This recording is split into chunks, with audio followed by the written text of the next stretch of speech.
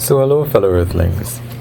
This is Earthling 6455463728. And the World War II in 2019 dollars cost $4.1 trillion. That war, I don't know how long America was in it. I think it might have been from 41 to 44, something like that. And that cost $4.1 trillion. The war on terror, I had seen a figure of $3.3 trillion from some time ago. And I just Googled it in order to see if someone had updated it in 2020 dollars. And according to businessinsider.com, the war on terror has cost Americans $6 trillion. That's 6 trillion, I presume, since it's a June 2020 article, I believe. That's 6 trillion June 2020 US dollars. And of course, the war on terror, and the date that they put is from 2001, would have begun with 9/11. And what I believe was 19 hijackers who hijacked one plane for each World Trade Center tower, the Pentagon, and the White House.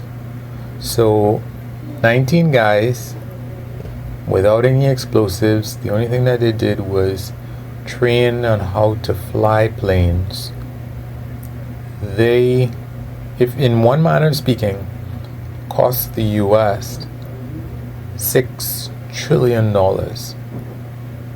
whereas the whole of World War II cost $4.1 trillion. And when I Googled it, it's so funny because it was a 2019 source, and they said America's costliest war.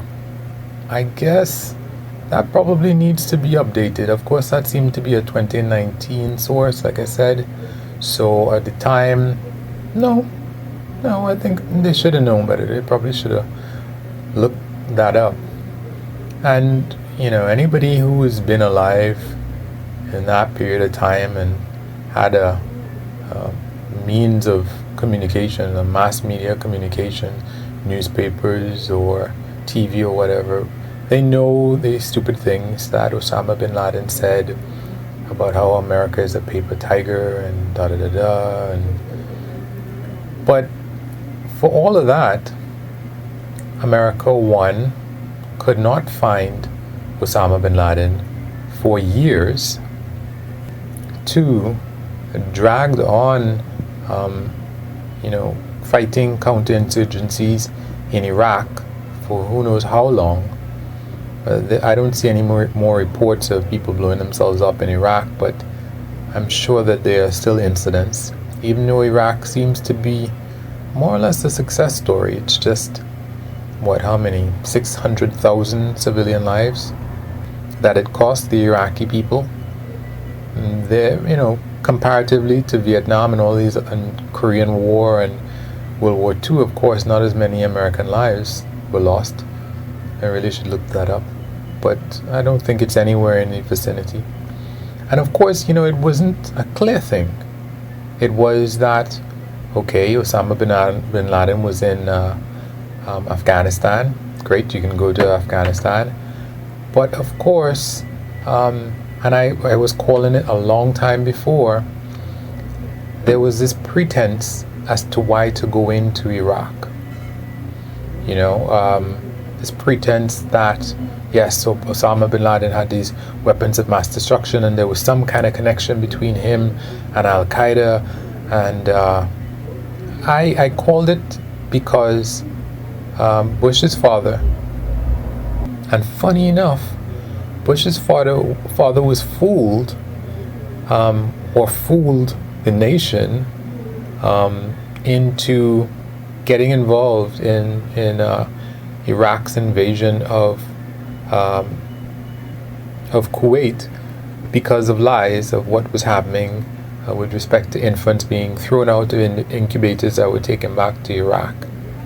And definitely not a great thing. But Bush's father left Saddam in power. And, those calls, we didn't complete the mission. I was just, his son is going to try and complete the mission, quote unquote.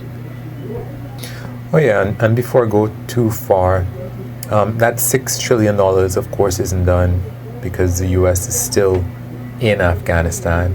There's still bases in Iraq, and there's still people in Guantanamo Bay.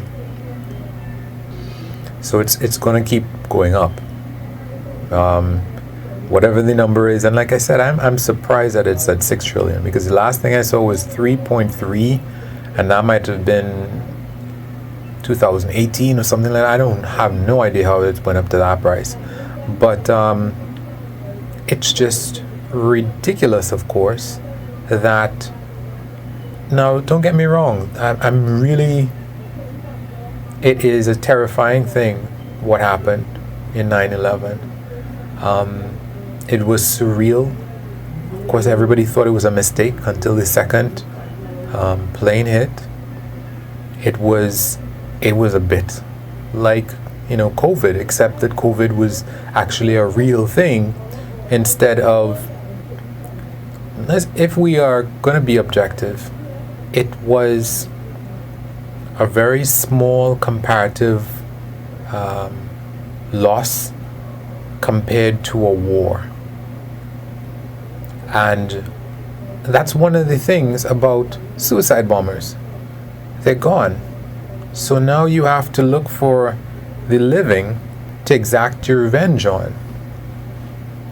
The people who did the thing, that's what they did. They used their lives to do the thing. And there's nobody to hurt now. There's nobody to take it out on. And given that Afghanistan, as people would have said, is a failed state, and that they had really nothing to do with the planning of 9/11, you just had the people who were dead and the quote-unquote leader of Al-Qaeda. And basically, the US and Americans felt like it was necessary for some other country to pay.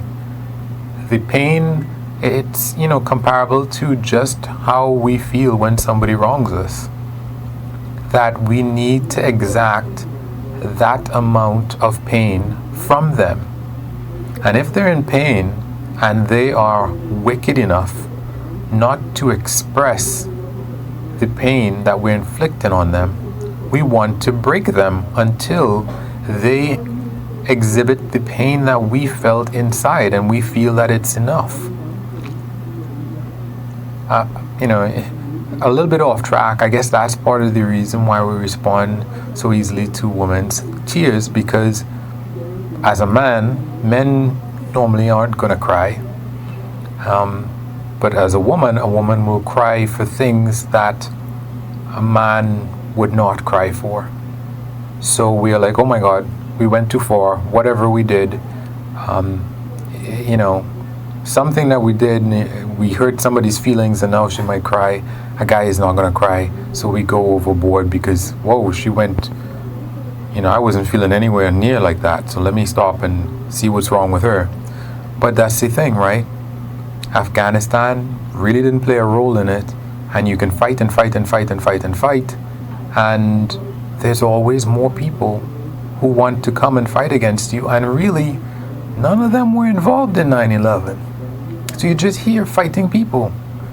You go into Iraq and you say you have a pretext that Iraq was involved in this 9/11.